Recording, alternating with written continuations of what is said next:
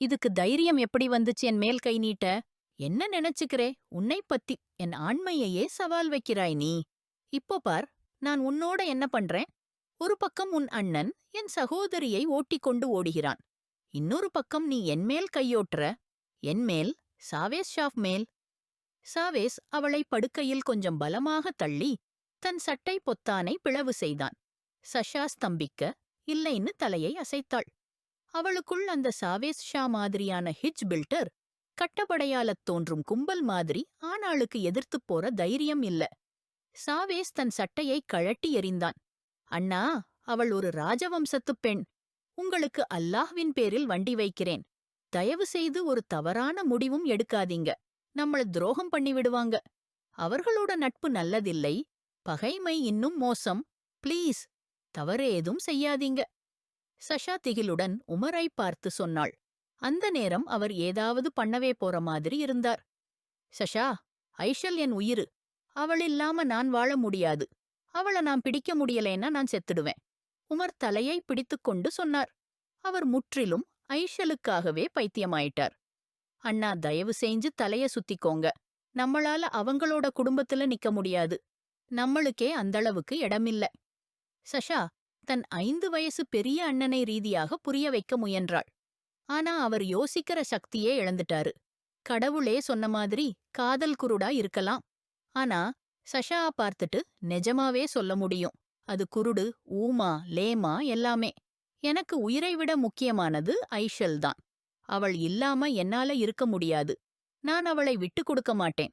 இது கண்டிப்பான உண்மை. உமர் உறுதியோடச் சொன்னார்.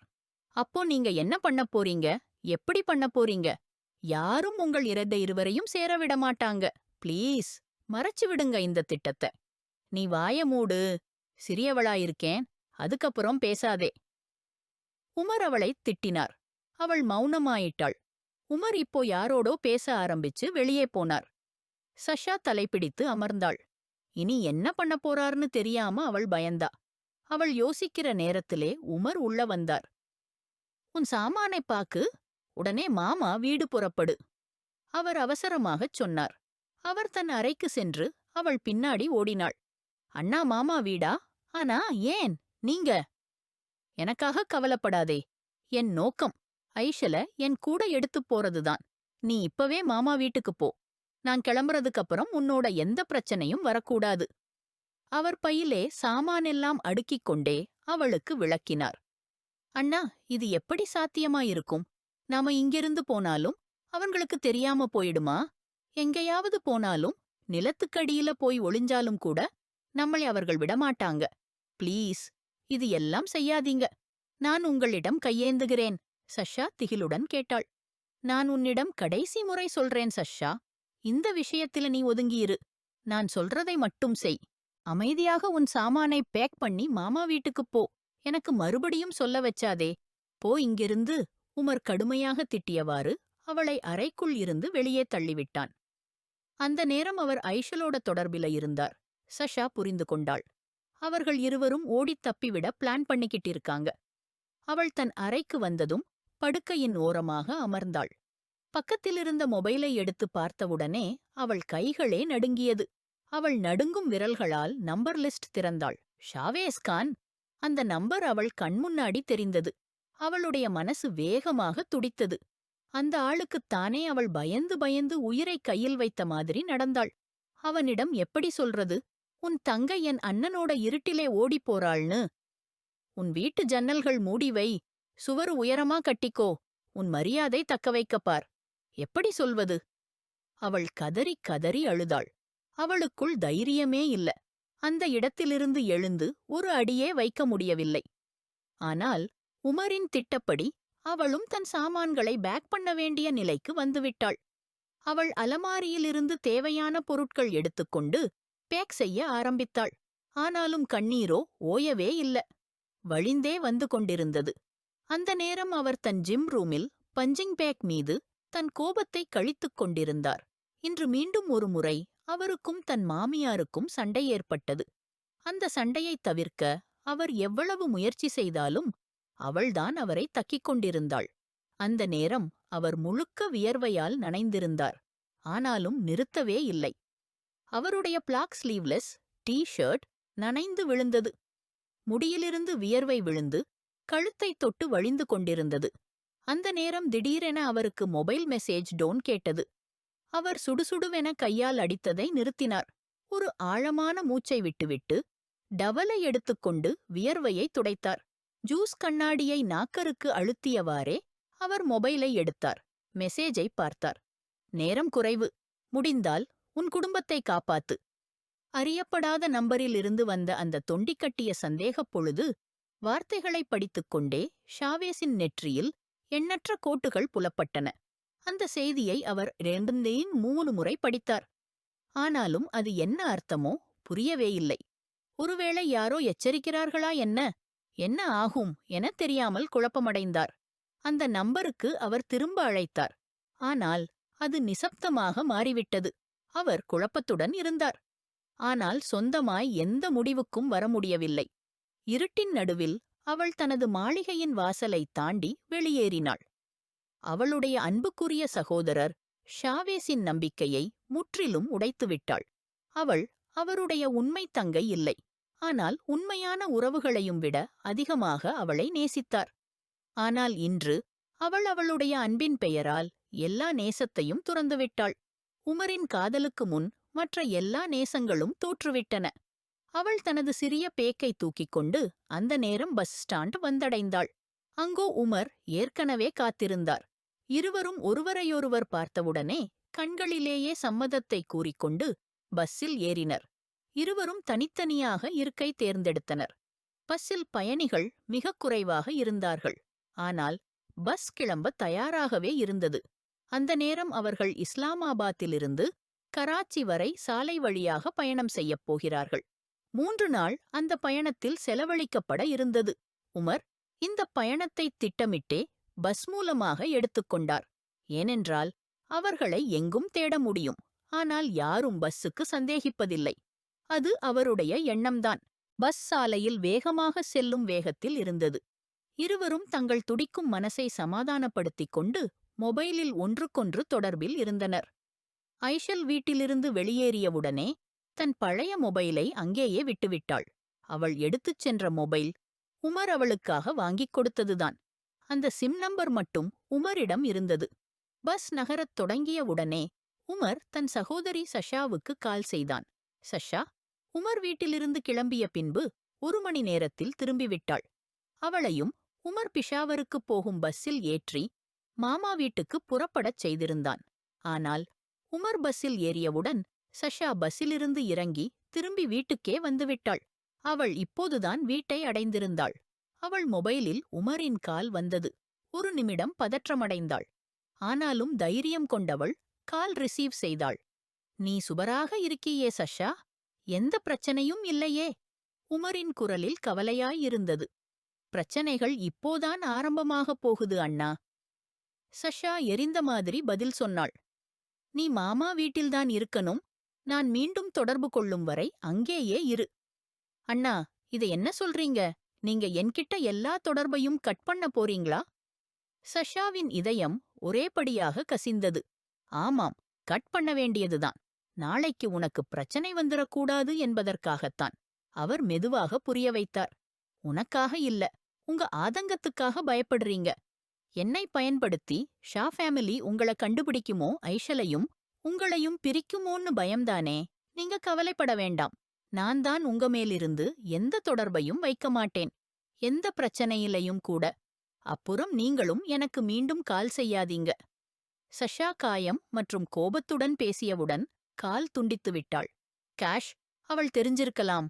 இதுதான் அவளுடைய அண்ணனோட கடைசி பேச்சு. அவள் ஒரே நிமிஷம் கூட காலை துண்டிக்க மாட்டாளே. அந்த பக்கமா உமர் தன் இதயத்தை கடுகிய பாறையாய் மாற்றிக்கொண்டு மொபைலிலிருந்து சிம் எடுத்து உடைத்து விட்டான். I'm sorry Sasha. ஆனால நான் என் காதலுக்கு அடிமையாயிட்டேன். நான் ரொம்ப முயற்சி பண்ணேன். ஐஷல் இல்லாமல் வாழலாம்னு. ஆனா அப்படி பண்ணினா என் காதலுக்கே கேள்விக்குறி வச்ச மாதிரியா இருக்கும். இப்ப நீ என் மேல கண்ணீரோட கோவமா இருக்கலாம். ஆனா இன்ஷா அல்லாஹ் ரொம்ப சீக்கிரம் நான் உன்னை சமாதானப்படுத்துகிறேன். உமர் மனசுக்குள் தன் சகோதரியிடம் பேசிக்கொண்டவாறே வாசலெல்லாம் கடந்துவிட்டான். அவன் தன் உள்ளங்கையில் ஒரு வெற்றிகரமான எதிர்காலத்தை பிடித்து வைத்திருப்பது போல சந்தோஷமாயிருந்தான். ஆனால் அவனுக்குத் தெரியாது, அவளுடைய சகோதரிக்கென்று சின்ன சின்ன மலையடிவாரங்களில் மாபெரும் புயல்கள் உருவாகிக் கொண்டிருந்தது. அவளை எங்கேயாவது தேடுங்க. நான் வெறுமனே தேடி நிற்க மாட்டேன்.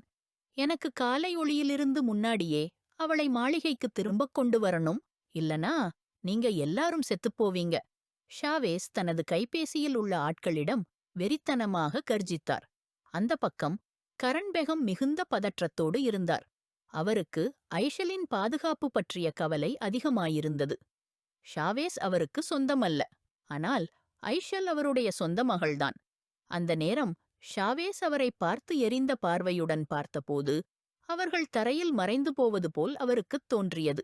கூறினா, நேற்று இரவேதான் கரண்பெகம் ஷாவேஸின் மீது கேவலமாக ஒரு பேச்சு விட்டிருந்தார். உன் அம்மா யாரோடோ ஓடிப்போயப் போயிட்டா. இப்போ அதுக்கே பதில் மாதிரி அவளுடைய சொந்தக் குழந்தை ஒட்டி ஓடிப்போயிருக்காள். கடுமையான அந்தக் குரல் அந்த கம்பீரக் கண்களில் கூடிப்போது கண்ணீர் சொட்டியிருந்தது.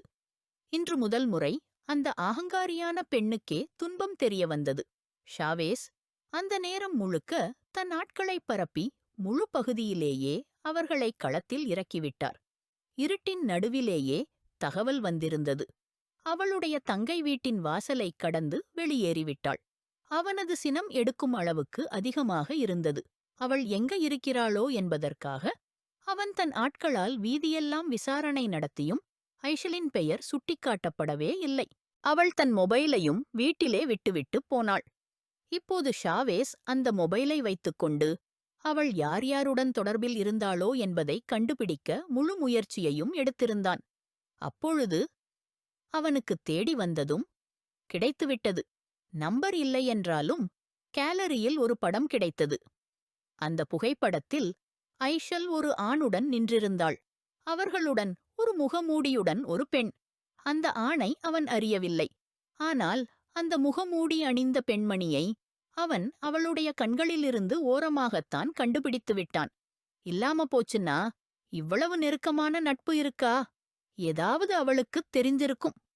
ஷாவேஸின் கூரிய பார்வைகளுக்கு அந்த நெருக்கம் மறைந்துவிடவில்லை. அந்த பெண்ணை அவன் அறிந்தவுடனே அவளது முகவரி கண்டுபிடிக்க எளிதான விஷயமாயிற்று. ஷா, எங்கே போறீங்க? என் ஐஷல் பற்றிய தகவல் கிடைத்துவிட்டதா? கரண்பேகம் கேட்ட குரலுக்கே வெறிச்சியுடன் கதவு நோக்கி நடக்கிற ஷாவேஸின் கால்கள் திடீரென தங்கிவிட்டன. துவா பண்ணுங்க. இருள் மறைவதற்குள் அவளை தேடிப் பிடிச்சிடணும். இல்லன்னா கால சூரியன் உதிக்கிற நேரத்துக்குள்ள அவளுக்கு சாவுல வைக்கிறத விட மோசமான தண்டனை கொடுப்பேன். அவன் ஆத்திரமாய் கூறி வெளியேறிவிட்டான். கரண்பேகம் ரொந்துவிட்டார். ஷாவேஸ் தன் ஆட்களோடு சேர்ந்து அந்த வீட்டுக்குத் திரும்பி வந்தார். அவர் ஒருபோதும் செல்ல நினைக்காத இடம்தான் அது. ஆனால் இன்று அங்கேயே பாய்ந்து வந்தார். பல நேரம் யோசித்துக் கொண்டிருந்த சஷா மிகவும் களைப்புடன் தூங்கச் சென்றாள். அந்த நேரத்தில் வீட்டின் கதவை மிகவும் உரத்த சத்தத்துடன் வாய் அடித்தார்கள். அவள் கண்கள் ஓரமாய் திறந்துவிட்டன. இதயம் துடிப்பாகத் துளைத்தது. மூச்சு கூட நின்றது. இப்போது அந்த வாசல் இன்னும் வலியாய் அடிக்கப்பட்டது. சஷா எழுந்தவுடனே தன் அறையின் கதவை பூட்டிவிட்டாள். அதற்குள் யாரோ ஒருவர் கதவை உடைத்துவிட்டார். வீட்டுக்குள்ள ஒருவாரி விசாரிக்கவும் ஷாவேஸின் குரல் உள்ளே வந்தது. பயம் காரணமாக சஷா தன் மூச்சையே அடக்கிக் கொண்டாள். ஷாவேஸ் என்ற பெயரே அவளுக்குள் முன்பே பயத்தின் வேர்களாக இருந்தது. இப்போது 1 வருடத்திற்குப் பிறகு அவர்கள் எதிர்கொள்ளப் போகின்றனர். சஷா தன் கண்களை நன்றாக மூடியாள். அந்த நேரம் அவளது அறையின் கதவையும் அடிக்க ஆரம்பித்தனர். சஷா வாயைப் பற்றியபடி தன் கத்தல்களுக்குத் தடையாக அமர்ந்தாள். ஆனால் அந்தக் கதவும் உடைக்கப்பட்டுவிட்டது. ஷாவேஸ் ஷா அறையில் நுழைந்தார். சஷா பயந்தவாறு பின் சென்று நின்றாள். அவளது பச்சைக் கண்களை அவன் எப்படித்தான் மறக்க முடியும்? இன்றும் அவளுடைய முகத்தில் இருந்த பயம் அவளை இன்னும் அழகாக்கியது. ஆனால் அந்த நேரத்தில் ஷாவேஸ் ஷா அவளை தன் தங்கையின் கடத்துனரின் சகோதரி என்ற கணப்பார்வையில்தான் பார்த்தான். எங்கே என் தங்கை? அவன் கடுமையான குரலில் கேட்டான். சஷாவின் இதயம் மூச்சறிந்தது. அவள் காலடி பின் சென்று சுவர் வரை சென்றடைந்தாள். ஏதாவது கேட்டுக்கிறேனே, பதில் சொல்லு. எங்கே என் தங்கை? இப்போது அவன் மிகவும் உரக்க கத்தினான். சஷாவின் மூச்சே நின்றது. முகம் வெண்மையாகி விட்டது. டேம், மூச்சு வாங்கு. அவளது இருகைகளை இருகையாலும் பிடித்து அவன் குலுக்கினான். அவள் திடீரென மூச்சை உள்ளே இழுத்தாள். எங்கே என் தங்கை? உன் அண்ணன் அவளை எங்க கூட்டிட்டு போனான்? பேசு, பதில் சொல். இப்போது அவன் உண்மையிலேயே அவளை பயமுறுத்திக் கொண்டிருந்தான். அவனது குரல் சஷாவுக்குள் செவிக்கே வரவில்லை. எனக்கு தெரியாது. மிகவும் மெதுவாகவும் துடிக்கவும் சொற்கள் அவளது நாவிலிருந்து வந்தன. பொய் சொல்லாதே. அவளது முடிகளை பிடித்து முகத்தை நேராக தன் முன்னாக்கியான். உனக்கும் உன் அண்ணனுக்கும் என் தங்கையை வலைவீசியது தெரியும். இது கடைசி முறை கேட்கிறேன். அதுக்கப்புறம் நான் ஒரு தண்டனை கொடுக்கப் போறேன். அத உன்னோட சின்ன உயிர் தாங்க முடியாது. அவன் குளிர் நிறைந்த குரலில் சொன்ன அந்த வார்த்தைகள் சஷாவின் மூச்சை மூச்சுக்குழாய் வரை அடைத்தது. நான் சத்தியமா சொல்றேன், எனக்குத் தெரியாது. அவள் எங்க இருக்கிறாள்? சஷா கதறி அழுதாள். ஆனால் ஷாவேசுக்கு அவளது கண்ணீரால் எந்த சாயலும் ஏற்படவில்லை. நீ இப்படி சொல்லிவிட மாட்ட. அவன் அவளை இழுத்தவாறே அறையின் வாசலுக்குக் கொண்டு வந்தான். ஷா! அவள் துடிக்கத் துடிக்க ஷா என்று அழைத்தாள். ஒரு நிமிடத்திற்கு ஷாவேசின் கால்கள் நிறுத்தப்பட்டன. இருவரது பார்வையும் சில வினாடிகள் சந்தித்தது. என் நிகாப்! அவளது உதடுகளில் இருந்து மெதுவாக இச்சொல்லே வெளியே வந்தது. ஷா நன்றாகத் தெரிந்திருந்தது. அவள் எப்போதுமே தன்னை மறைத்துக் கொண்டிருப்பதை. ஆனால் இன்று அவளது பரதைதான் அவனுக்கு விஷமாய் உணர்ந்தது. என் முன்னாலேயே இந்த சதி. சாவித்திரி மாதிரி நடிப்ப நிறுத்து. உன் அண்ணன் என் கிளறவத்த மிதிச்சுட்டான். இப்ப நீ நினைக்கிறியா நான் உன்னை நிகாப் போட்டபடி அழகா இங்கிருந்து அழைத்துப் போவேன்னு? உன்னை உயிரோட இங்கிருந்து அழைக்கிறேன்னு கிளறவம் படு. ஏனெனில் இப்போ எனக்குள்ளே நான் உனக்குள்ள நிலைமை ஏற்படுத்தணும் என்பதுதான் உள்ளிருக்கும் உணர்வாயிருக்கு. அப்படியொரு வேதனையோட நான் இப்ப துடிக்கிறேன். ஷாவேஸ் அவளது கைமணியை வலிமையாக பிடித்து அவன் அருகே இழுத்துவிட்டான். அவள் நேராக அவனது இரும்பு மார்பில் மோதினாள். சஷாவின் கண்களில் நம்ப முடியாத ஒரு சோக கலந்த பார்வை இருந்தது. இவன்தான் அந்த கொடூரமான ஷாவேஸ். மூடிவிட்ட உறவைப் போல எப்படி இவனோட நெருக்கமாயிருக்க முடிஞ்சுது? அவள் மனம் பரிதவிக்க ஆரம்பித்தது. இப்போது அவன் அவளை இழுத்தவாறே கதவின் பக்கம் எடுத்துச் செல்லத் தொடங்கினான். அவளது கழுத்தில் கட்டியிருந்த துணியை அவள் ஒரு கையால் தலைக்கு மேலே போட்டு முகத்தை மறைக்க முயற்சித்தாள். ஆனால் வெற்றி பெறவில்லை. ஷாவேஸ் அவளை காருக்குள் சுரண்டுவது போல கட்டி வீசினான். பின்னர் காரை ஷா ஹவீலி நோக்கி திருப்பினான். அந்த பக்கம் உமர் மற்றும் ஐஷல் சில நிமிடங்களில் பஸ்ஸில் அருகில் அமர்ந்தனர். யாருக்கும் அவர்கள் மீது சந்தேகமே இல்லை. யாரும் யாரையும் கவனிக்கவில்லை. நீ சபரியா? உமர் மிகுந்த பாசத்துடன் ஐஷலின் கையை பிடித்தான். எனக்கு பயமாயிருக்கு. ஷா அண்ணா நம்மள கண்டுபிடிக்க மாட்டாங்களா? அவங்க நம்மள கண்டுபிடிச்சிட்டா நம்மளை உயிரோட விட்டிருக்க மாட்டாங்க. அவளது உள்ளங்கனலில் இருந்த பயம் அவளது வார்த்தைகளில் தெரிந்தது. அப்படி எதுவும் நடக்காது. நான் அவனை இன்னும் முன்னாலேயே மோசமாக குழப்பி வச்சு வந்திருக்கேன். அவன் நம்மளை கண்டுபிடிக்க முடியாது. நீ கவலைப்படாதே. நாம ஒருமுறை கராச்சிக்கு போயிட்டோம்னா வெறுமனே நிக்கா செய்யறதுக்கான ஏற்பாடுகளை உடனே ஆரம்பிப்பேன். ஏனெனில் நான் உன்னை இந்த புனிதமான உறவான நிக்காவில்தான் இணைக்க. உமரின் குரலும் பார்வையும் ஐஷலுக்கான அன்பாலும் மதிப்பாலும் நிரம்பியிருந்தது. அவன் அன்பின் குடையிலேயே மூழ்கி உலகத்தை மறந்து போய்விட்டான். அப்படி எங்க போயிருக்கலாம் அவள்? அப்படி திடீரென ஏதாவது தெரிஞ்சிருக்குந்தானே? எப்படி ஒரு அம்மா நீங்க உங்க பிள்ளை இரவு நேரத்துல ஓடிப்போனதுக்கே தெரியாம இருக்கறீங்க? அக்தர் ஷா தன் மனைவியிடம் பதற்றத்துடன் கேட்டார். அவர் இன்றுதான் வெளிநாட்டிலிருந்து திரும்பினார். கரண் ஷா அவருக்கு முழுக்கதையையும் சொன்னிருந்தாள். எனக்குத் தெரியாது ஷாசாப். எப்போ எப்படின்னு தெரியாம அவள் வீட்டை விட்டு வெளியேறிட்டாள். உங்க நம்மத்துக்கு சத்தியமா? ப்ளீஸ் ஷாவேசிட்டம் சொல்லுங்க. அவளைத் தேடி போனவனாக அவளுக்கு காயம் செய்யாதீர்கள். என் பிள்ளை ஒரு தூய்மை உள்ளத்தோட இருப்பவள். கரண் கதறினார். தூய்மை? இரவு நேரத்தில் வீட்டை விட்டு ஓடுகிற உங்க பிள்ளை தூய்மையா? அக்தர் ஷா இப்போது கடுமையாக பதில் சொன்னார். அவரால் தாங்க முடியாமல் தன் மனைவியின் குரலை அழுத்த நினைத்தார். இப்படி சொல்லாதீங்க ஷா சாப். எனக்கு ஒரே பெண் குழந்தைதான். அவளுக்கு ஏதாவது ஆகிறதுன்னா நான் எப்படி உயிரோட இருப்பேன்? அவள் எனக்கும் பெண்தான் கரண். ஆனால் பிள்ளைகள். நம் கௌரவத்துக்கு எதிரான விஷயங்களை செய்யும்போது பிறகு மரணம் மட்டும்தான் கௌரவத்தை காப்பாற்றும். அவர் தன் கோபத்தை அடக்கிக் கொண்டு வெளியே நடந்தார். அதிகாலை நேரம். சூரியன் எழுவதற்கு முன்பே ஷா ஹவீலி மீண்டும் துயரத்தின் நிழலில் மூடப்பட்டது.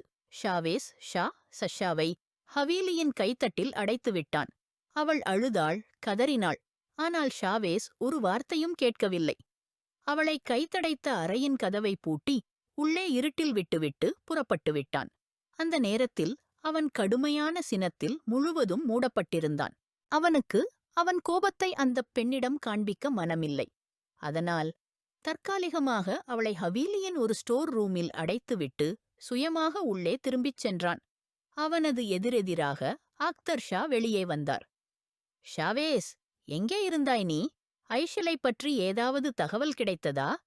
அவரது பதற்றமான குரலில் ஷாவேஸ் தனது அடர்ந்த கூந்தலை பின்னால் இழுத்துக்கொண்டு, கிடைக்கும், நான் கண்டுபிடிக்காமல் விடமாட்டேன். ஆனா ஒரு விஷயம் மட்டும் நிச்சயமா சொல்லிக்கிறேன். ஐஷலா, இப்போ என் கைகளில் இருந்து யாரும் காப்பாற்ற முடியாது. அவள் எந்த ஆணுடன் ஓடியாளோ அவனோட சேர்த்து நான் அந்த மண்ணிலேயே புதைத்து விடுவேன். இதை கவனத்தில வையுங்க. உங்க அந்த போலியான மனைவியிடமும் சொல்லி வையுங்கள். அவனது குரல் நஞ்சமாயிருந்து அவள் அறையில் பாய்ந்து விட்டான். அக்தர் ஷா மனமுடைந்தபடி தலையாட்டினார். அவரும் ஷாவேஸை போன்றே சிந்தித்தவர். அவரது மகள் அவரது மரியாதையை நிலைகுலைத்து விட்டாள். அதனால் அவளை மன்னிப்பது சாத்தியமே இல்லை. அவருக்கு நன்றாகத் தெரிந்தது, ஷாவேஸ் சொல்வதெல்லாம் செயலைக் கொண்டு முடிக்கும் என்று. ஐஷல் எங்கு இருந்தாலும் ஷாவேஸ் கண்டுபிடித்து விடுவான். 3வது நாள் அவர்கள் கிராச்சியின் எல்லையில் நுழைந்திருந்தனர். ஐஷல், நான் என் நண்பரிடம் சொல்லி நிக்கா ஏற்பாடுகளை செய்துவிட்டேன். நாம இங்கேயே நேரா அவனது ஃபார்ம் ஹவுஸுக்குப் போவோம். அதுக்கப்புறம் நிக்கா நடக்கும். அப்புறம் நம்மளுக்கான ஒரு வாடகை வீடு எடுத்து வைப்போம். தொடக்கத்துல கொஞ்சம் சிரமம் இருக்கும். ஆனா மெதுவாக எல்லாம் சரியாயிவிடும். நீ என் மீது நம்பிக்கை வச்சிருக்கணும். அந்த நம்பிக்கையை நீ எந்த நாளும் இழக்கக்கூடாது. நீங்க உறுதி கொடு. நான் என் உயிரோட உன்னை விட மாட்டேன். பஸ்ஸிலிருந்து இறங்கியபோது இருவரும் ஒருவருக்கொருவர் உறுதியெடுத்துக் கொண்டனர். ஐஷல் அவனது காதலின் தோழனாக இருக்கக் கிடைத்த மகிழ்ச்சியுடன் இருந்தாள். சாலையை கடக்கும்போது அவளது கை உமரின் கையிலிருந்து சறுக்கிவிட்டது. உமர் நேராக எதிரில் வருகிற பெரிய ட்ரெய்லரை பார்த்துவிட்டான். அவனிடம் சமயம் இல்லை. தனையும் ஐஷலையும் காப்பாற்ற முடியாத நிலை. அவளை தள்ளிவிட்டான். அவள் தொலைவுக்குச் சென்று விழுந்தாள். அந்த ட்ரெய்லர் உமரை கீழே மிதித்து சென்றுவிட்டது. உமர்! ஐஷலின் கதறல் விண்ணை உலுக்கியது. உமர் தன் ஆசையோடும் காதலோடும் வாழ்க்கையை தொடங்க விரைந்து வந்த நேரத்தில் தனது காதலியின் முகத்தை கடைசியாக பார்வையிட்டவாறே உறங்கிவிட்டான். உமர், கண்ணைத் திற, ப்ளீஸ், என்னை விட்டு போகாதே. நான் வாழ மாட்டேன். அவள் அழுதாள். அவனை நனைய வைத்தாள். ஆனால் அவன் கண்களை ஒருபோதும் மீண்டும் திறக்கவில்லை. உமர்! ஐஷலின் அழுகுரல் அந்த நகரமே கேட்டது. சாலை இரத்தத்தில் தோய்ந்தது. யாருமில்லை அவளுக்கு உதவ. ஐஷல் அந்த ஒற்றை நகரில் தனியாக விட்டுவிடப்பட்டாள். யாராவது இருக்கீங்களா? ப்ளீஸ், கதவைத் திறங்க. 2 நாட்கள் ஆகியது. அவள் உண்ணாமல் குடிக்காமல் அந்த இருண்ட சிறையில் மயங்கிக் கிடந்தாள். இப்போது கத்திக்கூட முடியவில்லை. தாகத்தால் தொண்டையில் முட்கள் பூத்திருந்தது. அவளுக்கு உணர்ந்தது, நான் இப்போது இறக்கப் போகிறேன். அந்த நேரத்தில் கதவு திறக்கப்பட்டது. ஷாவேஸ் ஷா அங்குள்ள அறைக்குள் நுழைந்தார். இவளுடன் ஒரு வேலைக்காரியும் இருந்தாள். அவளது கையில் உணவு தட்டுடன் வந்தாள். ஷசா மிகுந்த சிரமத்துடன் தலையெழுப்பி ஷாவேஸை பார்த்தாள். ரொம்ப சதி பண்ணுகிறான். உன்னோட அண்ணன். 3 நாள் ஆகுது. இன்னும் யாருக்கும் தெரியல. அவன் எங்கே போயிருக்கு? ஆனா இப்ப நீ சொல்லுவ, அவன் எங்கே இருக்கான்? அவன் அவளுக்கு முன்னால் நாற்காலி இழுத்து காலை காலில் போட்டுக்கொண்டு அமர்ந்தபடி அவளுக்கு பயமுறுத்தினான். நான் உண்மையா சொல்லறேன், எனக்குத் தெரியாது அவன் எங்கே இருக்கான். நீ உண்மை சொல்றையா? அப்போ இதையும் கண்டிப்பா தெரிஞ்சிருக்கும். என் தங்கச்சி மற்றும் உன் அண்ணனுக்கு இடையே என்ன சம்பந்தம் இருந்துச்சு, இல்லையா? அவன் கேள்விக்கு பதில் சொல்ல ஷசா ஆழமாய் மூச்சுவிட்டாள். அவர்கள் ஒருவரை ஒருவர் காதலிக்கிறாங்க. இந்த முறை ஷசா தைரியமாய் பதில் சொன்னாள். இது ஷாவேஸுடன் கோபத்தை மேலும் தூண்டியது. நீங்களும் உங்க அண்ணனும் என் சின்ன தங்கச்சிய மாயக்கண்ணுல வச்சு ஓடப்போற மாதிரி தூண்டினீங்க. உங்க இருவருடைய உயிரையும் நானே எடுத்துப்பேன். உங்க தங்கச்சி பசிக்குட்டி இல்ல. அவன் கூப்பிட்டான். அவள் தானாகவே போனாள். எங்க அண்ணனிடம் அவளுக்கு உண்மையான காதல் இருந்துச்சு. நீங்க தான் அவர்களுடைய காதலுக்குள்ள தடையாக இருந்தீங்க. அதனாலதான் அவர்கள் ஓடினாங்க. இதுதான் உங்க ஆண்மைனா? என்ன கடத்தி இங்கே கூட்டி வந்தீங்க? வெறுப்பா இருக்கு உங்களைப் பார்க்க. 2 நாள் பசிக்காய்ச்சலால் மெலிந்து சுவாசிக்க கூட முடியாமல் இருக்கும் ஷசா அவளின் முன்னே உட்கார்ந்திருந்த ஷாவேஸை கண்டிப்பாக கேள்விக்குள்ளாக்கினாள். ஆனால் இதுதான் அவளுடைய மிகப்பெரிய தவறாக மாறியது. வேலைக்காரி கையில் வைத்திருந்த உணவு தட்டையை ஒரே சளைக்கில் ஷாவேஸ் தள்ளி விரட்டினான். இவளுக்கு உணவு தேவையில்லை. மௌலவி சையாவை அழைக்க சொல்லு. இவளுக்கு நான் என்ன ஆண்மை இருக்குன்னு காட்டுறேன். ஷாவேஸின் கோபம் துடிக்க துடிக்க அவன் எழுந்தான். அவன் வார்த்தைகள் கேட்கும்போது ஷசாவின் உடம்பெல்லாம் பதறி நின்றது. அவன் அவள் பேச்சை தவறாக புரிந்து கொள்வான் என்பதே அவளுக்கு தெரியவில்லை. சில நேரத்திற்குப் பிறகு அவளை அந்த சிறை அறையிலிருந்து ஹவுலியின் உள்ளே அழைத்து சென்றனர். இடைவெளிக்குள்ளாக விழுந்து விழுந்து நடந்து வந்த ஷசா அந்த அறைக்குள் நுழைந்தாள். அங்கே மாலவி மற்றும் இன்னும் 2 ஆண்கள் இருந்தனர். அவர்களுடன் ஒரு பெண்ணும் இருந்தாள். அவன் யாரையும் ஷசா அறிந்திருக்கவில்லை. மாலவி ஷா, நிக்காஹ் படிங்க. அறைக்குள் ஏற்பட்ட அமைதியை உடைத்துவிட்டது ஷாவேஸின் வார்த்தைகள். நான் இந்த நிக்காஹ் செய்ய மாட்டேன். ஒருபோதும் இல்ல. என் உயிரையே எடுத்தாலும் சரி. நிக்காஹ் இல்லை. அவள் நடுங்கும் குரலில் பதிலளித்தாள். அந்த நேரம் அக்தர் ஷா ஒரு கடும் பார்வையை தன் மகன் மீது விட்டார்.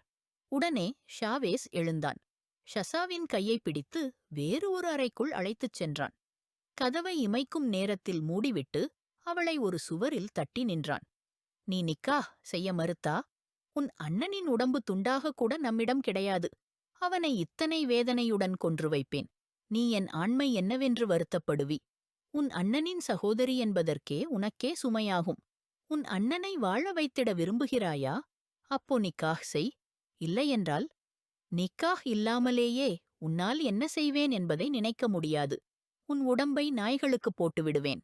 நீ எனக்கு யாரென்று தெரியும் ஷசா? ஷாவேஸ் ஷா சொன்னா அது நடக்கும். மறந்துட்டியா நீ? நீ எனக்குத் தெரிந்தவள்தான்.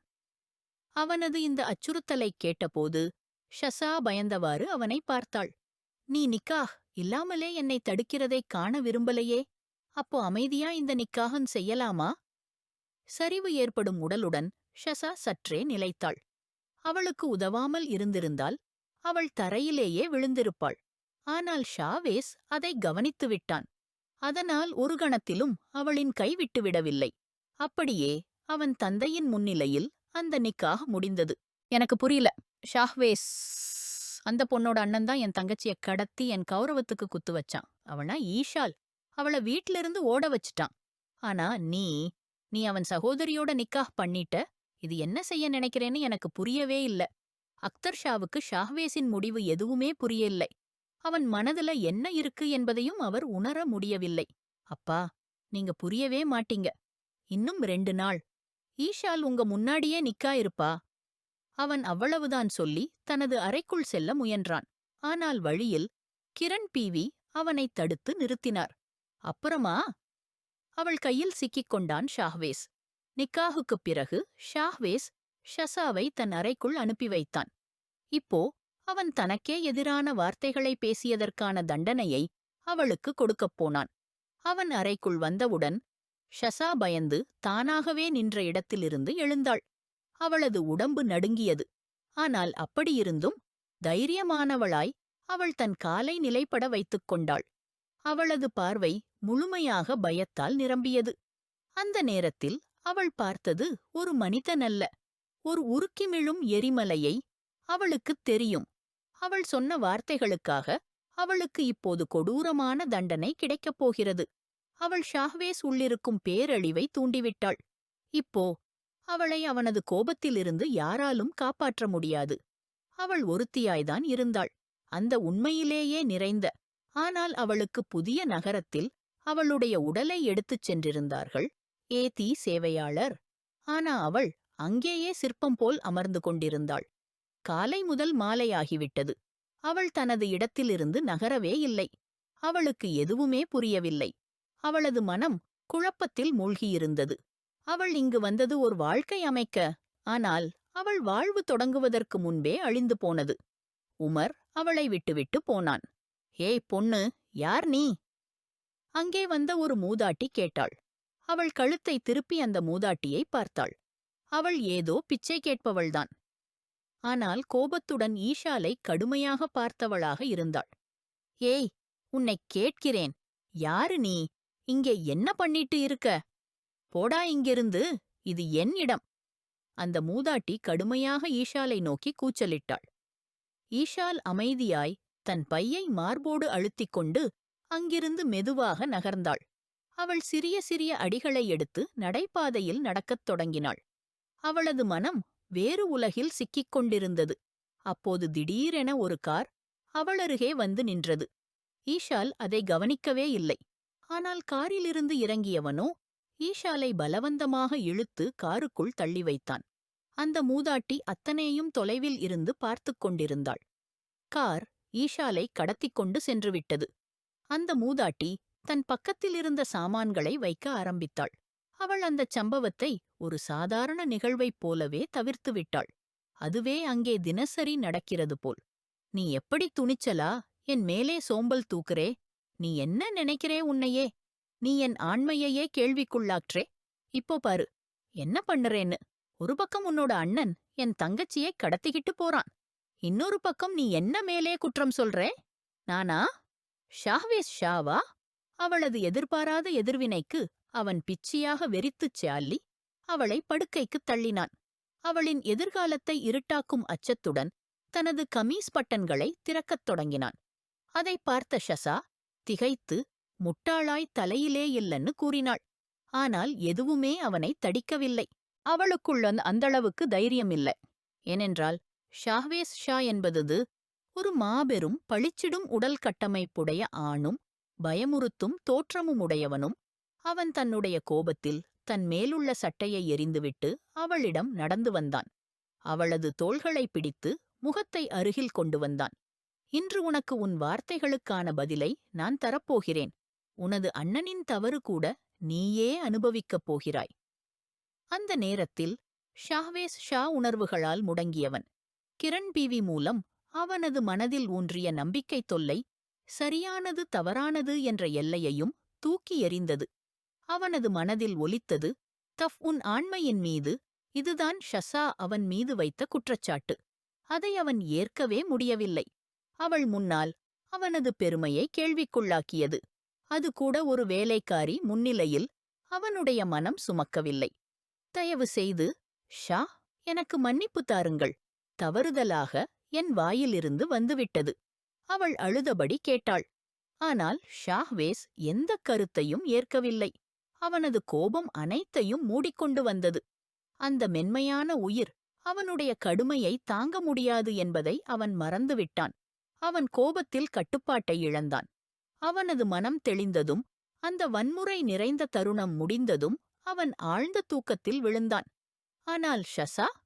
அவளுடைய நிலை, அவளின் சக்தியற்ற நிலை.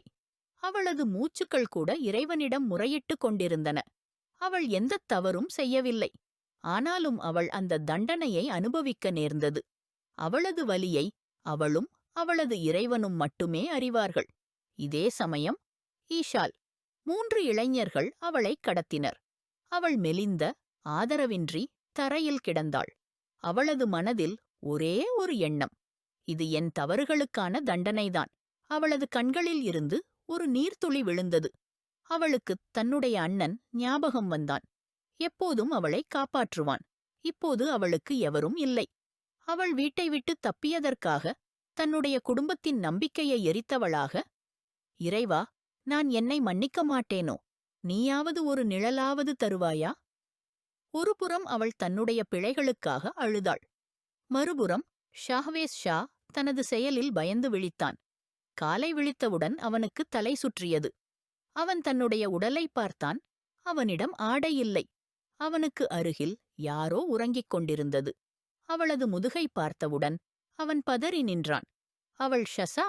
அவன் மனதின் கதவுகள் ஒருமுறையும் அவற்றை நினைவுகூர முடியவில்லை.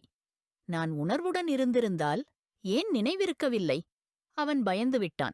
அவன் தலையை பிடித்துக்கொண்டு படுக்கையிலிருந்து எழுந்து அகலமான இடத்துக்குச் சென்றான். நான் என்ன செய்துவிட்டேன்? நான் கோபமுள்ளவன், பிடிவாதம் உள்ளவன். ஆனால் இது, நான் ஒரு குற்றமற்றவளை? இல்லை, இது உண்மை இருக்க முடியாது. ஷாஹ்வேஸ் அருகிலிருந்த வாஸ் ஒன்றைப் பிடித்து மண்ணாடி கண்ணாடிக்குப் பாய்ச்சினான். அது ஒரு நொடியிலே நொறுங்கியது. ஆனால் ஷசாவின் உடலில் எந்த ஒரு நடுக்கமும் இல்லை. அடுத்த நொடியே ஷாஹ்வேஸுக்கு உள்ளே ஏதோ தவறாக இருக்கிறதென்று உணர்வு ஏற்பட்டது. அவன் அவளிடம் விரைந்து சென்றான். அவளது முகத்தை தன் பக்கம் திருப்பினான். அவளைத் தொடும்போது அவனுக்குத் தோன்றியது, தீயில் கை வைக்கிறது போல். அவளுடைய உடல் முற்றிலும் காய்ச்சலால் கொதித்துக் கொண்டிருந்தது. ஷசா, ஷசா, கண்களைத் திறப்பா. டேம், யாரா? கண்கள் திற. அவன் பரிதாபமாக பதைபதைத்தான். தன் பிழைகள் ஞாபகம் வந்தன. ஆனாலும் அவன் இதையும் நினைத்தான். தன்னுடைய தங்கையை கடத்தியது. அவன் அந்த பிழையை நியாயப்படுத்திக் கொள்ளத் தொடங்கினான். அவள் மேல் உள்ள கம்பளியை அவன் அகற்றியதும் ஒரு நொடியிற்கு அவனது கைகள் நடுங்கின. அவளது உடலில் இருந்த சின்னங்கள் அவனை தவிர்த்தன. அவளுக்கு ஏற்பட்ட காயங்கள். அவன் தன் பார்வையைத் திருப்பினான். அடுத்த நொடியே தன்னை கட்டுப்படுத்தி அவளை தன் கரங்களில் தூக்கிக் கொண்டு பாத்திரூமுக்குள் கொண்டு போனான். அவளை ஷவ்வரின் கீழ் நிறுத்தினான். அதிக குளிர்ந்த தண்ணீர் அவள் மீது விழ அவள் நிம்மதியற்ற நிலையில் அவன் மார்பில் சாய்ந்தாள். அவள் விலக விரும்பினாள். ஆனால் ஷாஹ்வேஸ் அவளை தன்னிடம் கட்டிக்கொண்டே இருந்தான்.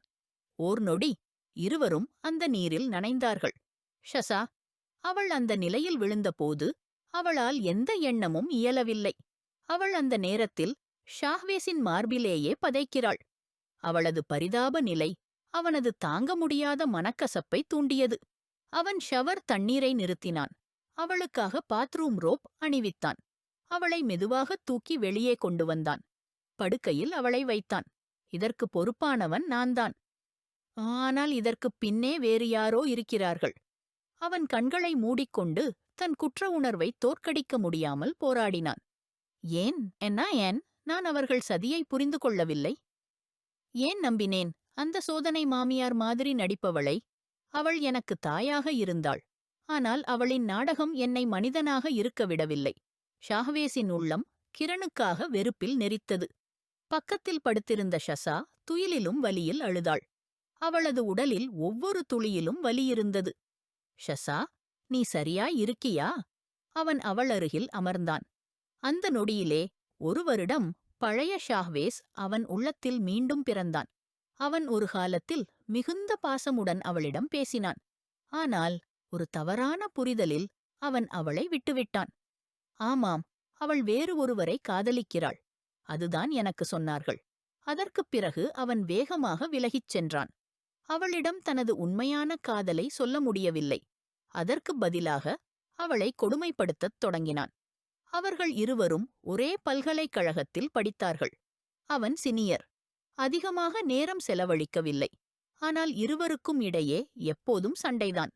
ஷசாவை பயமுறுத்துவது ஷாஹ்வேஸ்தான். அவன் கோபத்தில் இருந்தால் அவளது இதயம் துடிக்காமல் போய்விடும். பின் அவன் வெளிநாட்டிற்குச் சென்று விட்டான். அவளுக்கு அமைதியே. ஆனால் அவளுக்கு அந்த வெறுப்பாக இருந்தவன்தான் இப்போது மிகவும் பிடிக்கத் தொடங்கியவனாக மாறியிருந்தான். அவனது எண்ணங்கள் இங்கே முடிந்தன. அவள் நன்றாக இருக்கிறாளா, டாக்டர்? அந்த நேரம் முதலாக ஷாஹ்வேஸ் ஷாவின் மனதில் அவன் தங்கையைத் தவிர வேறு ஒரு பெண்ணுக்காக கவலை தென்பட்டது. ஜி, அவங்க நன்றாகி விடுவாங்க, கவலைப்படாதீங்க. ட்ரிப் முடிந்ததும் சிறிய உணவுகளை கொடுங்கள். அந்த மேடம் சில நாட்களாக சாப்பிடவில்லை போல இருக்கு. உடம்பு மிகவும் வலுவிழந்திருக்கிறது. டாக்டர் மெதுவாக சொல்லிக் கொண்டிருந்தாள். அவளது பார்வை நேரடியாக ஷாஹ்வேஸின் முகத்தில் பட்டது. மேடமின் உடல்நிலை தற்போது மிகவும் மோசமாக உள்ளது. தயவு செய்து அவர்களிடம் உடனடியாக எந்த ஒரு நெருங்கிய உறவையும் காண்பிக்க வேண்டாம்.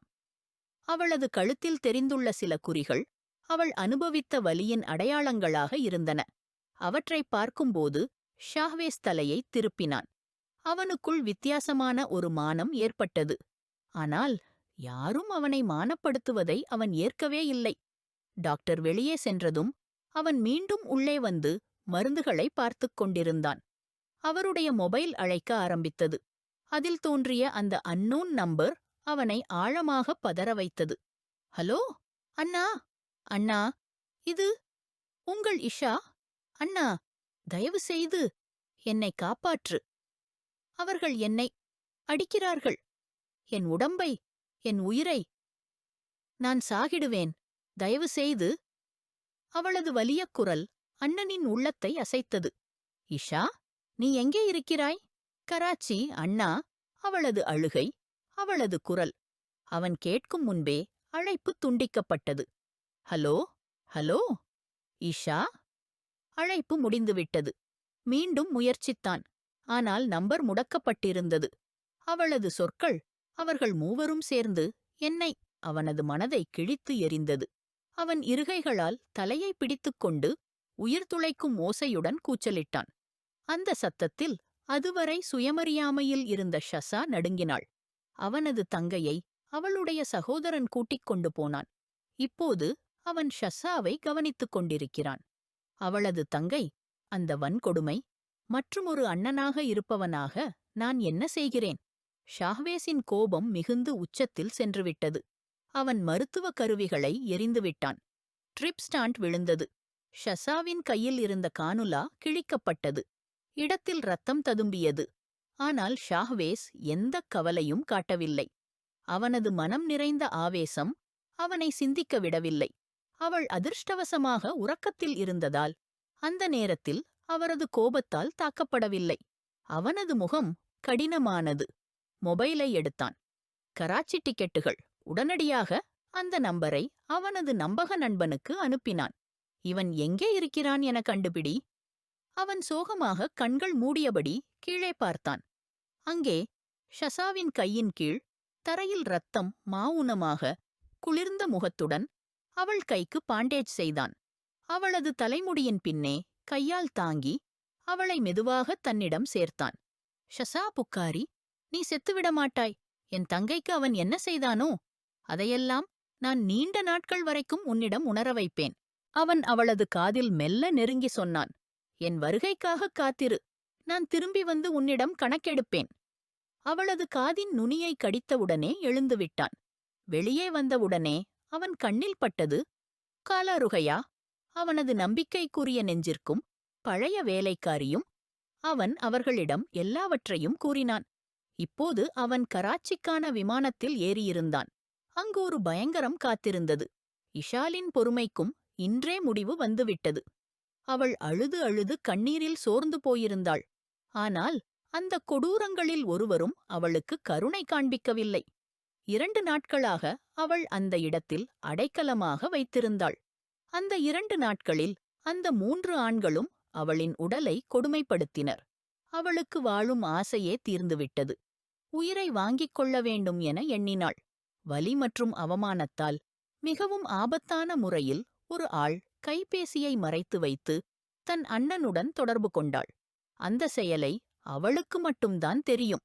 அந்த கொடூரங்களின் கையால் அவமானமடைந்துவிடும் வாழ்க்கையை விட தன் அண்ணனின் கையால் மரணம் ஏற்படுவது அவளுக்கு ஏற்றது என எண்ணினாள். அவள் அருகிலிருந்த ஒரு படுக்கையில் உயிரற்று அரைமறைத்த நிலையில் கிடந்தாள். அந்த 3 ஆண்கள் வெளியே ஹாலில் உட்கார்ந்து சிகரெட் பிடித்தும் மது அருந்தியும் இருந்தனர். டா, அசரியா மாசு கிடைச்சிருக்குடா. ஒரு பக்கா ஸ்டஃப்பு.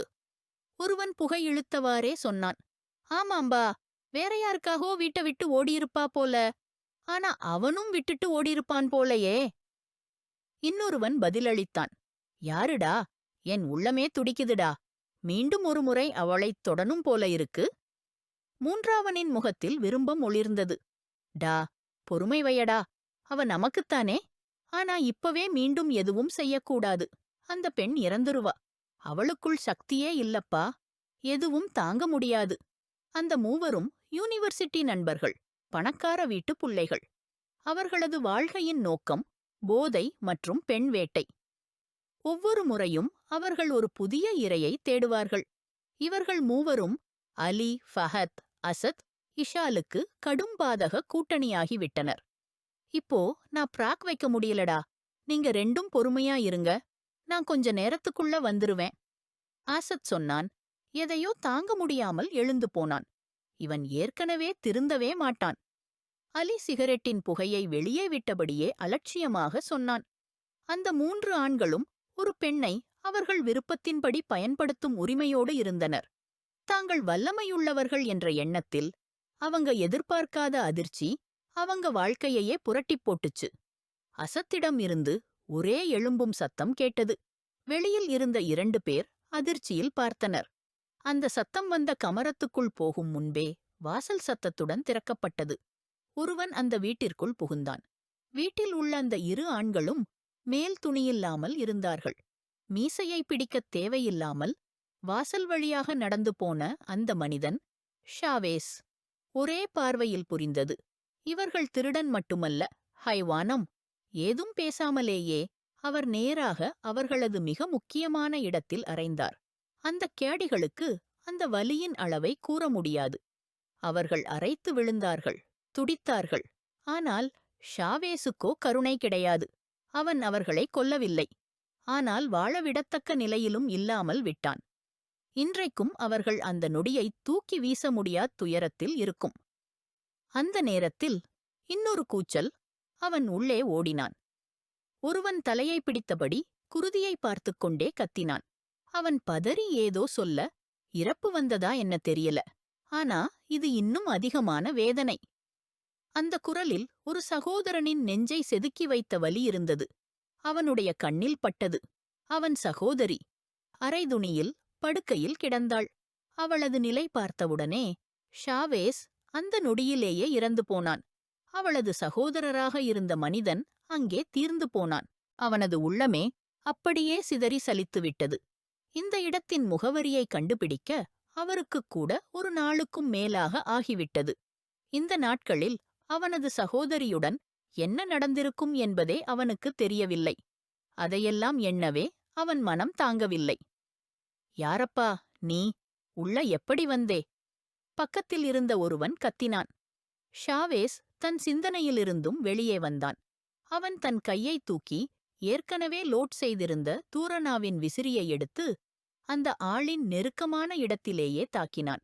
அந்த வீര്യം ஒருபோதும் ஒரு பெண்ணின் ஈழத்தை நோக்காதவாறு அவனை மாற்றிவிட்டது. இனிமேல் ஒரு அம்மாவின் மகளின் மரியாதையை கிழிக்க முடியாதபடி செய்துவிட்டான். அந்த 3 ஆண்களது கத்தல்கள் அந்த அறையின் சுவர்களைத் தட்டி மீண்டும் ஒலிக்க, அவர்களுக்கு முன்னால் நின்றவனோ ஷாவேஸ் ஷா, ஒரு பேக்கயிராமான மனம் கொண்டவன். அந்த நொடியிலோ அவன் மனத்தின் பேக்கயிராம் உச்சத்தை எட்டியிருந்தது. அவள் சுயமறிதல் இழந்த நிலையில் படுக்கையில் கிடந்தாள். அவனை மெதுவாக பிளாங்கெட்டில் மூடி எதுவும் பேசாமல் அவனை அழைத்துச் சென்றான்.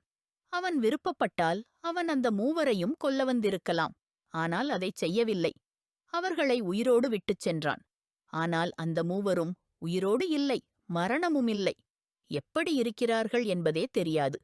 ஷசாவிற்கு சிறிது நேரத்தில் சுயநிலை திரும்பியது. அவளருகே இருந்தது ருகையா அம்மா.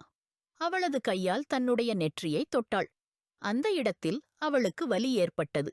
அவள் மெல்ல கண்களை திறந்தாள். எதிரே இருந்த அந்த வயதான பெண்ணின் முகத்தில் ஒரு சாந்தமான புன்னகை பரவியிருந்தது. ஷசா எழுந்து உட்கொள்ள முயற்சித்தாள். ஆனால் அவளிடம் கூட அந்த ஆற்றல் இல்லாமல் போயிருந்தது. அவளது மனதில் நேற்று இரவு நடந்த கொடூரங்களின் ஒவ்வொன்றும் பளிச்சென்று ஞாபகம் வந்தது. அவளது கண்களில் நெருப்பாக கனிந்தது. அவள் ஒரு சோகமெனச் சுவாசித்து அவளது சுற்றத்தை பார்த்தாள். சற்று கலக்கமடைந்தாள். மகளே, சாப்பிடு. ருகையா அம்மா உணவுத் தட்டையை அவளுக்கு முன்வைத்தார். அவள் சாப்பிட விரும்பவில்லை. தன்னுடைய உடம்பில் ஒரு லொக்கும் கூட நியாயமில்லை என்று எண்ணினாள். ஆனால் 3 நாட்களாக பசி தாகத்துடன் இருந்ததால் அவளது உயிரே பாதியாக ஆகிவிட்டது. ருகையா அம்மாதானே கையில் உணவைக் குத்தி அவளுக்குக் கொடுத்தார். அவள் எதுவும் பேசாமல் மெதுவாக சாப்பிட்டாள். அவர் சிறு சிறு சிறு உருண்டைகளாகச் செய்து வைத்தார்கள். சாப்பாட்டின் பிறகு மருந்தும் கொடுத்தார். அவள் எதுவும் கேட்காமல் அமைதியாக சாப்பிட்டு விட்டாள். பின் அவள் மீண்டும் தூக்கத்துக்குள் மூழ்கினாள். ருகையா அம்மா அவளருகே உட்கார்ந்திருந்தார். அவருக்கு உத்தரவு. ஷசாவை ஒரு நொடியும் தனியாக விட்டுவிடக்கூடாது. அவர்கள் தம் கைவேலை தவிர்த்து தஸ்பீஹ் சொல்லி அவளுக்கு பூசிக்கொண்டிருந்தார். அவள் மீண்டும் தூக்கத்தில் ஒளிந்துவிட்டாள். இது ஒரு பாலியல் வேல் லீப்பப்பா, மிஸ்டர் ஷாவேஸ், டாக்டர் நாஸ் மெதுவாகவே கூறினார். அவன் இதயம் வலி கொண்டு கேட்டுக்கொண்டிருந்தான். அவள் மேல் கூட்டாக வேன்சகேப்பு நடக்கப்பட்டுள்ளது. அவளது உடல்நிலை மிக மோசமாயுள்ளது. நாங்கள் எங்கள் தரப்பிலிருந்து முழுமையாக முயற்சி செய்கிறோம். ஆனாலும் அவளிடமிருந்து எந்த ரெஸ்பான்ஸும் வரவில்லை. டாக்டர் நாஸ் வருத்தமாகச் சொன்னார். அவன் என்ன சொல்வான்? என்ன பேச்சு பேசுவான்? வெறும் ஒரு வெடித்த உடை, கண்ணில் வேணாமையும் கண்ணீரும் நிறைந்தவன். அந்த நேரத்தில் அவனோ முன் இருந்த அகங்காரி ஷாவேஸ் இல்லை. ஒரு பிச்சைக்காரன் மாதிரி இருந்தான். அவன் ஐசியூவில் உள்ளே நுழைந்தான். மிஷின்களில் பிணைந்திருந்த தனது சிரிக்கும் சகோதரியை பார்த்தவுடனே அவன் உள்ளம் ஒரு ஓரத்தில் இறந்துவிட்டது. அவள் அப்படியொரு நிலையில் இருந்தாள். அவளது உடலில் ஒரு அசைவும் இல்லை. ஐஷா, என் உயிரே, இப்படிச் செய்யாதே. பாரேன், உன்னோட அண்ணன் வந்திருக்கானே. எல்லாம் சரி பண்ணிடுவான். தயவு செய்து திரும்ப வா. உங்க அண்ணன் பக்கத்துக்கு வா. உங்க அண்ணன் உன்னை ரொம்ப நேசிக்கிறான். எல்லாம் மன்னிச்சிருவான். ஒரு முறை மட்டும் அண்ணான்னு சொல்லி அடி வயித்துல விழுந்து கட்டிப்பிடி. நான் உன்னை கடைசி சுவாசம் வரை பாதுகாப்பேன். உயிரோடு இருக்கிற வரைக்கும் உன்னை என்கிட்டேயே வச்சிக்குவேன். இது என் வாக்கு. அவன் அவளது தலைமுடியில் மெதுவாக கைகளை வைய, மெதுவான குரலில் அவளது காதில் நெருங்கி பேசிக் கொண்டிருந்தான். அவனது கண்ணீரே நிறுத்தவே முடியவில்லை. அவன் திடீரென உள்ளுக்குள் சலிப்பை உணர்ந்தவுடன் பின்னே சற்று விலகினான். அதே நேரம் அவனது விரலை ஐஷா பிடித்தாள். அதுதான் அவளுக்கு நடக்க கற்றுக் கொடுத்த முதல் விரல். ஷாவேஸ் உடம்பே பதறிப்போனான். அதிக வேதனையால் அவன் அங்கிருந்து வெளியே வந்துவிட்டான். Doctor, please come. ஒரு நர்ஸ் டாக்டர் நாஸை அழைத்தாள். ஷாவேஸ் திடுக்கிட்டு ஐசியூ பக்கம் பார்த்தான். அவன் வெளியே நின்றவாறே இறுகிப்போய் அழுது கொண்டிருந்தான். யா அல்லாஹ், இதற்கெல்லாம் இவளுக்கு தண்டனா? நான் தாங்கிக்க முடியல. என்னால சமாளிக்க முடியல. உன் ரஹ்மத்துக்காக கெஞ்சுறேன். என் தங்கச்சியின் வேதனையை முடிவு செய்துவிடு. அவன் தலையைத் திருப்பினான். என்ன பாவம் பண்ணினோம் நாங்கள்? இதெல்லாம் எதற்காக? அவன் சிந்திக்கையில் அவனது கண்ணில் ஷசாவின் முகம் தோன்றியது. அவள் எப்படி அழுதாள், துடித்தாள் அந்த ஒரு இரவில். ஆனால் அவனுக்கு ஏதுமும் பாவமில்லை. கோபமும் போதையும் அவனை மனிதனாகவே இருக்கவிடவில்லை. மிஸ்டர் ஷாவேஸ், பேஷண்ட் உங்களை பார்க்க விரும்புகிறார்கள். அவளுக்கு சுயநிலை திரும்பியிருக்கிறது. ஆனால் டாக்டரின் வார்த்தைகள் ஷாவேஸின் கண்களில் சந்தேகமாக பார்த்தன. சாதாரணமாக அவள் தப்பிக்க முடிய வாய்ப்பு குறைவுதான். நீங்கள் உள்ளே போய் அவளிடம் பேசலாம். அந்த வார்த்தை கேட்டவுடன் அவன் ஓடினான். அவனது சகோதரி கண்ணைத் திறந்திருந்தாள். அவளது முகத்தில் ஒரு புண்ணியமான புண்ணிய சிரிப்பு இருந்தது. ஐஷா, என் உயிரே. ஷாவேஸ் அவளது நெற்றியில் முத்தமிட்டான். அவனது உள்ளத்தில் ஓர் அமைதி பரவியது. அவள் அழுகையோடு சிரித்தாள். அண்ணா, உமர், அவன் பேரை என் முன்னால் சொல்லாதே. உன்னுடைய இந்த நிலைக்கு காரணம் அவன்தான். அவனைக் கிழிஞ்சு போடுறேன் நான். ஷாவேஸ் கத்தினான் கோபத்தோடு. அண்ணா, அவன் செத்துட்டான். அவள் சொல்லும் ஒவ்வொரு வார்த்தையும் வலியோடு ஷாவேஸ் காது உறுதிப்படக் கேட்கவே முடியவில்லை. அவள் மெதுவாக சிதறிய வார்த்தைகளில் நடந்த எல்லாவற்றையும் சொன்னாள். அவன் மனம் பதறிப்போனது. பூமி உடைந்து அதற்குள் விழ ஆசைப்படினான். அந்த வேளை ஐஷாவின் சுவாசங்கள் தீவிரமாயின. டாக்டர் அவனை ஐசியூ வெளியே அழைத்தனர். அவன் தோல்வியுற்றவனாய் வெளியே வந்தான். இன்று ஒரு வாரமாகிவிட்டது. ஷாவேஸ் எங்கேயும் புலப்படவில்லை. ருகையா அம்மா அவளை அன்போடு பார்த்து கொண்டிருந்தார். ஷசா இப்போது மனதில் சற்று உறுதியோடு இருந்தாள். ஆனால் ஷாவேஸ் மர்மமான மாயம் அவளை சீராக சிந்திக்க வைக்கவில்லை. அவன் உமர் மற்றும் ஐஷாவைக் கண்டுபிடித்து விட்டாரா? அவன் அவர்களை கொலை செய்து விட்டாரா? இந்த எண்ணங்கள் ஷசாவை மன அமைதியின்றி வைத்தன. நீ யார்? என்னை உள்ளே போக விடாமல் தடுக்கிறது. மறந்துவிடாதே, நீ ஒரு வேலைக்காரி. நான்தான் இவங்க வீட்டு மாளிகை. கதவோரமாக கேட்கும் சத்தங்களை கேட்ட ஷசா விழித்தாள். பின் அவள் அறைக்குள் நுழைந்தாள். கிரண் பிபி பைத்தியம் பிடித்தபடி கோபமாக இருந்தார். உன் அண்ணன் என் பொண்ண ஓட்டிக்கிட்டு போனான். அப்புறம் நீ இங்கே ராணியாக வீட்டிலே இருக்கிறே. இப்பவே கிளம்பு. இந்த வீட்டிலிருந்து வெளியேறு. அவர்கள் வந்துட. அவளது கையைப் பிடித்து கட்டிலிலிருந்து இழுத்து எழுப்பினார்கள். என்ன பண்றீங்க? விட்டுடுங்க. ஷசா தன்னை காப்பாற்ற முயற்சித்தாள். கிரண் பிபி, தயவு செய்து அவளுக்கு கை வைக்காதீங்க. ஷா பையன் அவரை எனக்கு தப்பவிட சொன்னிருக்கிறார். அவளுக்கு ஏதாவது நடந்தால் அவர் யாரையும் மன்னிக்க மாட்டார். ருகயா அம்மா பயத்தோடு கூறினார்கள். நீ சும்மா இருக்கிறேன்னு சொல்றேன்ல, எங்களுடைய விஷயங்களில் தலையிடாதே. கிரண் பிபி பிச்சை குரலோடு பீச்சென்று பேசினார்கள். ஷசாவின் கைப்பிடித்தபடி அவளை வீட்டிற்கு வெளியே இழுத்துச் செல்லத் தொடங்கினார்கள். தெளிவாக கதவின் வாசலுக்கு வந்தவுடனே அவளை வலியாகத் தள்ளிவிட்டார்கள்.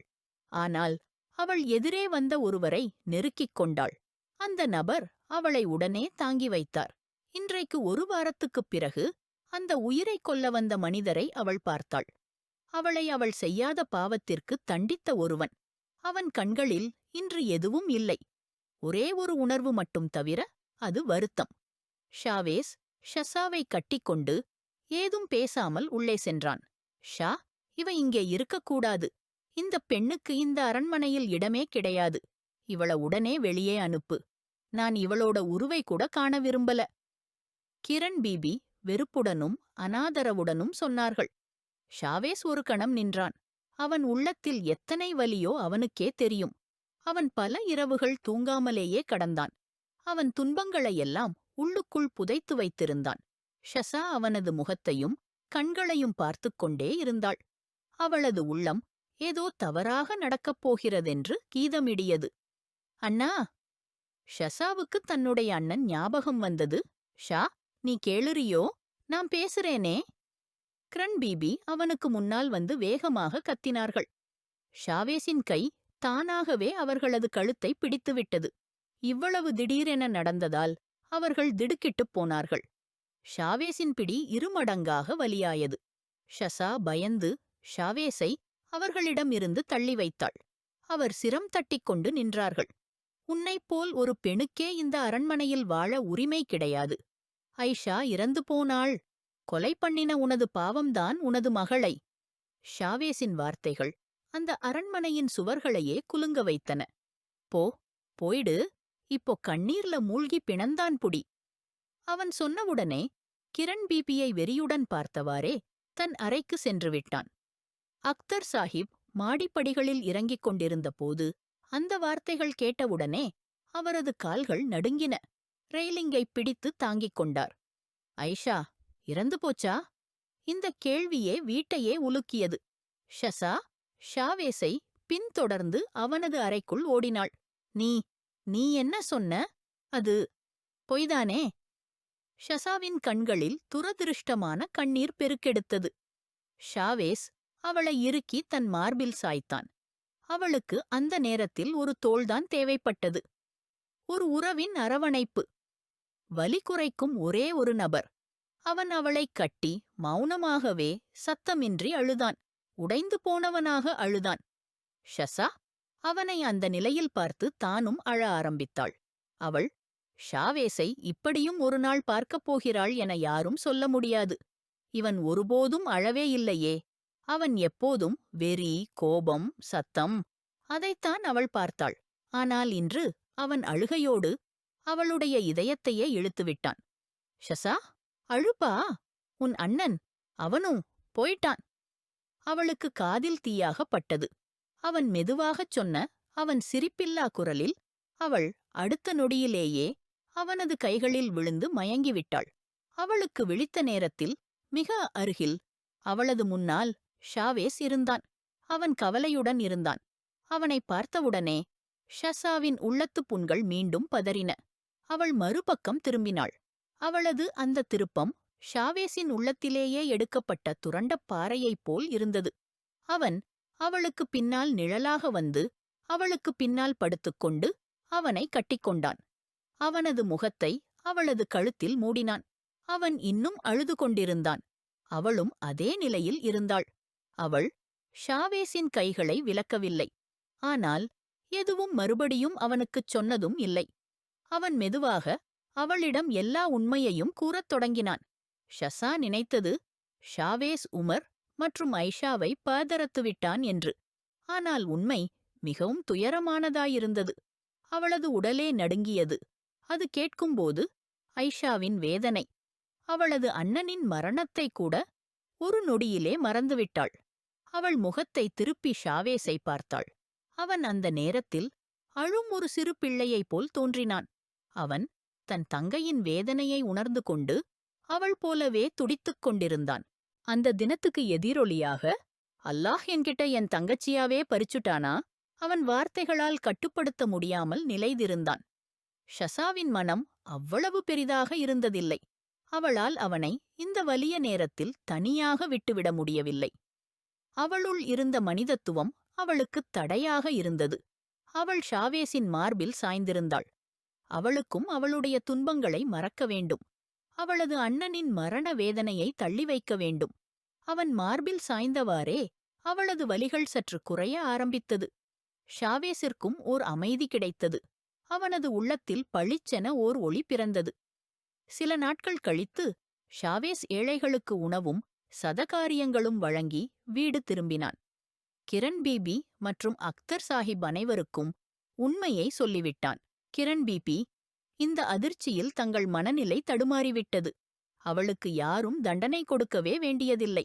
அவளது வேதனையே போதுமான தண்டனையாயிருந்தது.